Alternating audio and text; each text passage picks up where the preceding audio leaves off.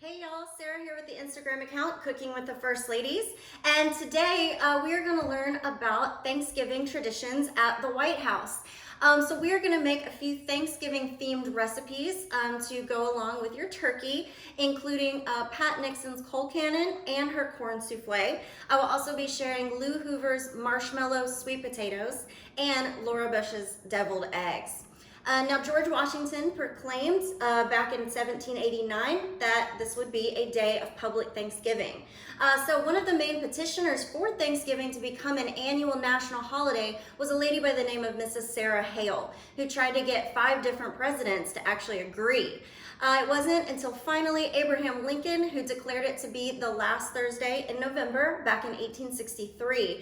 And this was signed into legislation by Roosevelt in 1941. Only one time during FDR's administration was Thanksgiving Day actually moved. It was moved ahead a week to allow for more shopping days. So the first recipe that we're going to make is Lou Hoover's marshmallow sweet potatoes. So for this recipe, you're going to want to boil 6 peeled sweet potatoes, then mash them. Next, mix in 2 tablespoons of butter, nutmeg, and salt. Both of those are which are to taste. Then add enough cream to make the consistency soft. Next, you're gonna fold in 2 cups of chopped walnuts. Then bake the mixture on 350 degrees for about 10 minutes. Then remove that from the oven, cover the top with marshmallows, and bake again until lightly browned on top. And you will have Lou Hoover's beautiful marshmallow sweet potatoes. So I do want to add that her recipe did not call for brown sugar, but you can totally add it if you want it to be just a little sweeter. So a little about traditional menus for the holiday at the White House. It usually features turkey, Chesapeake Bay oysters, Potomac rockfish, terrapins from the Eastern Shore, as well as Cape Cod cranberries, mince pies, and pumpkin pies. Now, Ida McKinley actually liked to include new potatoes on their table as well. So one of the more economical dinners on Thanksgiving was in 1917 when Edith Wilson wanted to adhere to wartime rations. So their meal included buttered toast, turkey, vegetables, and pumpkin pie, but no cranberries. In 1942, the Roosevelts enjoyed a meal of clam cocktail, clear soup, roast turkey with chestnut stuffing, cranberry sauce, Spanish corn, small sausages and beans, sweet potato cones, grapefruit salad, pumpkin pie, cheese, coffee, and ice cream. So, wow. In 1959, there was a cranberry crisis, so Mamie Eisenhower chose to serve applesauce instead to not risk serving tainted cranberries. In addition to some of the classic foods, the Reagans added string beans and monkey bread to their table.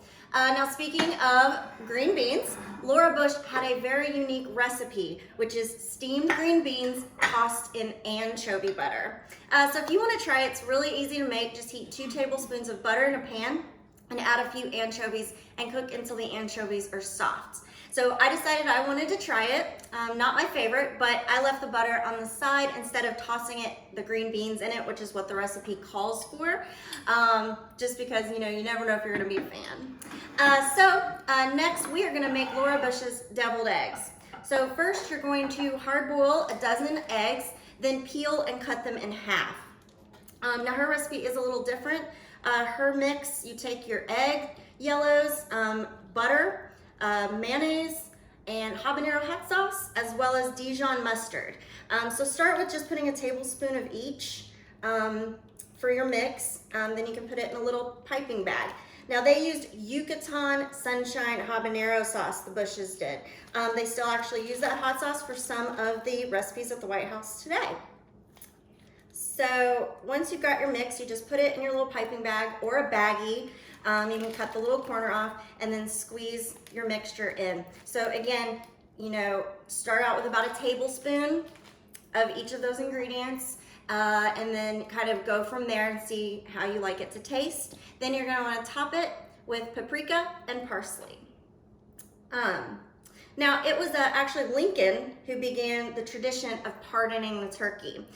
When one would arrive, especially this was for Christmas dinner, his son Tad pleaded to save its life. It was Harry Truman, however, who began the tradition of making the turkey presentation a media event. The Kennedys were actually presented with a whopping 55-pound turkey with a sign around its neck saying, "Good eatin', Mr. President." But he replied they shouldn't let this one be killed, that it should grow, so they returned it out to a farm in California. Now, the First Lady to accept the turkey was Mamie Eisenhower in 1957.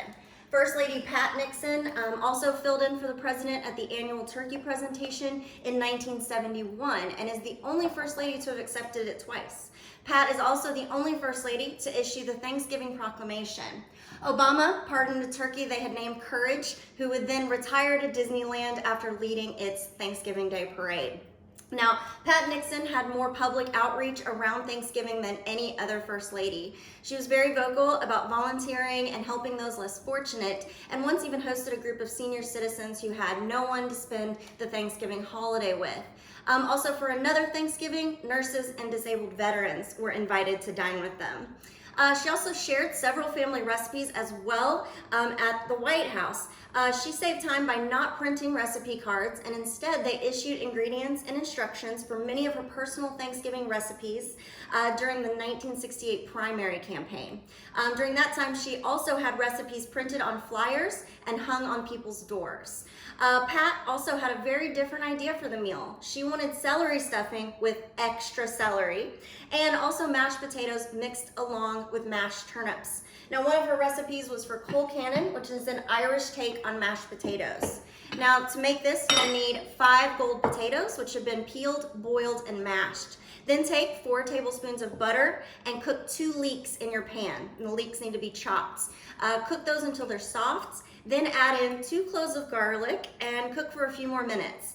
Then add in 2 cups of chopped shredded cabbage. Now, when the cabbage is soft and wilty, add in 1 1/4 cup of milk and 1/2 cup of heavy cream.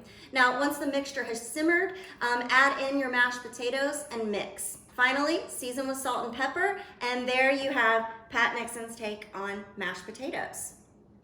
You can also top this with scallions. So for our last recipe today, I'm going to share another one of Pat's recipes, which is for corn souffle. For this dish, you are going to combine 3 cubes of melted butter, which is about 2 1/2 sticks, 1 cup of flour, 1 teaspoon of salt, 1/4 teaspoon of pepper, and 2 cups of 1/2 cream. Cook this mixture on the stove until it thickens, then add in 3 cans of creamed corn and 8 eggs. Finally, bake this on 350 degrees for about an hour or until you can check it with a knife and it comes off clean. You can also add melted butter to the top before you serve. So thank you all so much for tuning in today, and I hope everyone has a wonderful Thanksgiving and Turkey Day, and maybe you'll try one of these recipes so that you can feel like you're a First Lady dining at the White House too. And as always, you can follow me for more on Instagram at Cooking with the First Ladies.